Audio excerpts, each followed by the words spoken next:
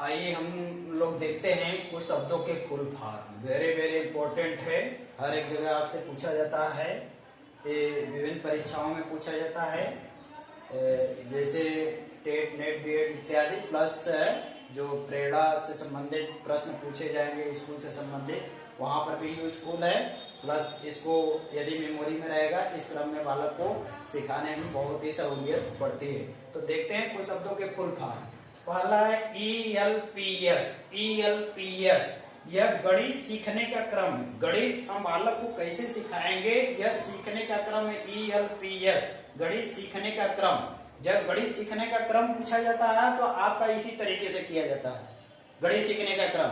तो ELPS से short में लिखा है। E का मतलब होता है एक्सपीरियंस, एक्सपीरियंस का मतलब अनुभव। L का मतलब लैंग्वेज, लैंग्वेज का मतलब भाषा। P का मतलब पिक्चर, पिक्चर का मतलब चित्र। S का मतलब सिंबल। अर्थात ELPS का मतलब एक्सपीरियंस, लैंग्वेज, पिक्चर, सिंबल, अनुभव, भाषा, चित्र, संकेत। यह हमारे गणित सीखने का एक क्रम है। इस क्रम में हम बालक को सिखाने का प्रयास करते हैं। नेक्स्ट है ERAC।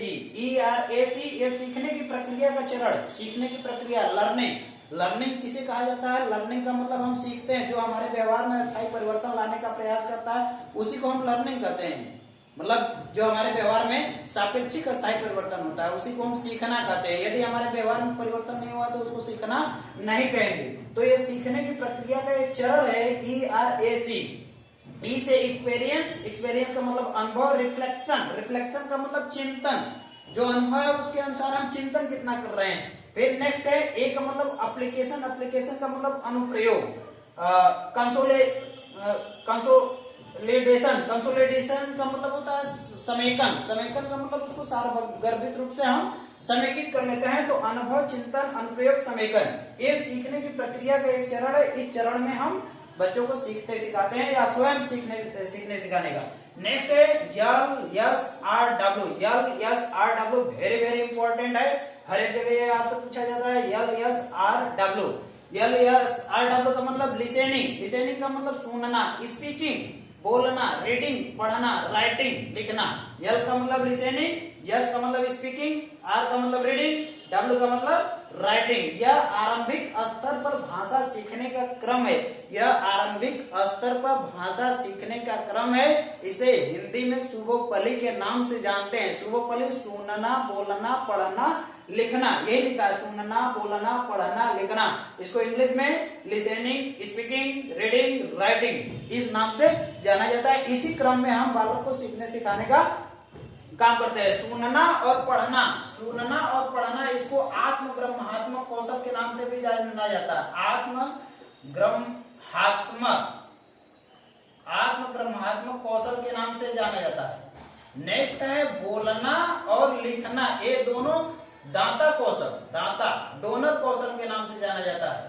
तो यह आरंभिक स्तर पर भाषा सीखने का क्रम है, जिसको LSRW, जब आपसे पूछा जाएगा LSRW का फुल फॉर्म क्या होता है, लिसनिंग, स्पीकिंग, रीडिंग, राइटिंग, अर्थात शुभोपली सुनना, बोलना, पढ़ना, लिखना।